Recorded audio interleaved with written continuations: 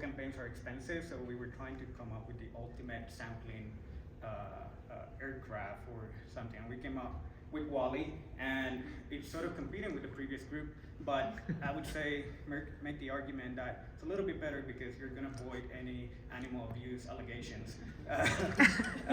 So we came up with Wally. It has some sort of resemblance to certain characters from the movie, but it stands for Water, Atmosphere, Land, Life, Explorer. And we're going to go through each one of those areas. Okay, so this is Wally. He has these little propellers on him because he flies around in the air. And when he samples the water, he can fly over the water, and he has these little sensors that can come down, and these can measure things that are useful, like temperature and depth and salinity, etc. But then as far as sampling life, he can also pull water in, push it through a filter, and then the filter captures some DNA, which he can pull up inside his body. He has a quantitative PCR thermal cycler that he can quickly turn DNA into data and transmit that immediately and then dump everything back in the ocean. If he wants to sample any higher trophic levels besides microbes and plankton, he can also fish. So he has a little fishing pole. And he can also transmit data in the same way, so you don't have to hold on to any tissue samples that are going to rot inside of his body.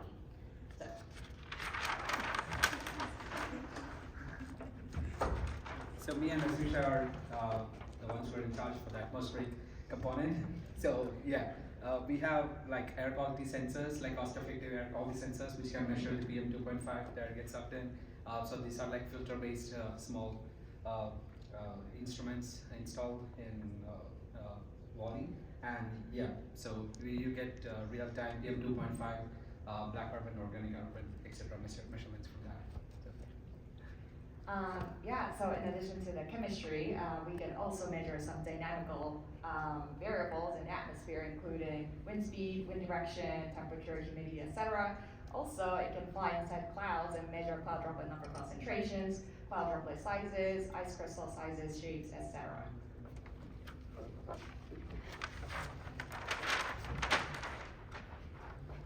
And built into Wally's eyes is a Raman spectrometer that can actually analyze exposed sediments along the surface of the earth that can then be used to look at critical minerals that are existing within the surface, as well as looking at aspects of like just the chemistry that's within minerals that make up sediment.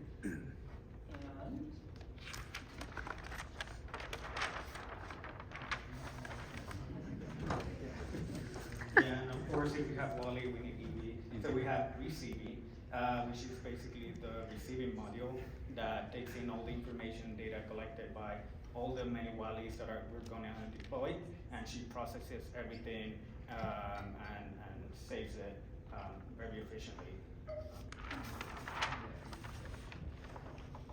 Yeah, as you said, Wally, so it's efficient. So you can do all at once, and it has good time and spatial coverage. And you can do it. Yeah, we can deploy Wally in different planets and yeah, study exoplanets. Yeah. So yeah, these are the benefits. Okay, as you can see that Wally is very versatile.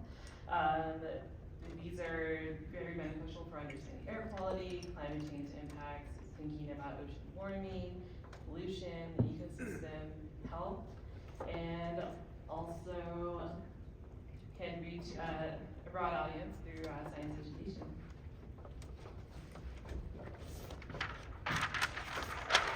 We are proposing a budget of It should cover 5 of our salaries, so that's a but big number. it makes sense given our timeline because the development is going to take 1 to 2 years, testing 2 to 3 years, deployment 3 to 5 years, and if we want to send a swarm of Wallies to exoplanets to study life elsewhere, that could take over 100 years. So we think that this proposal is realistic. Yeah.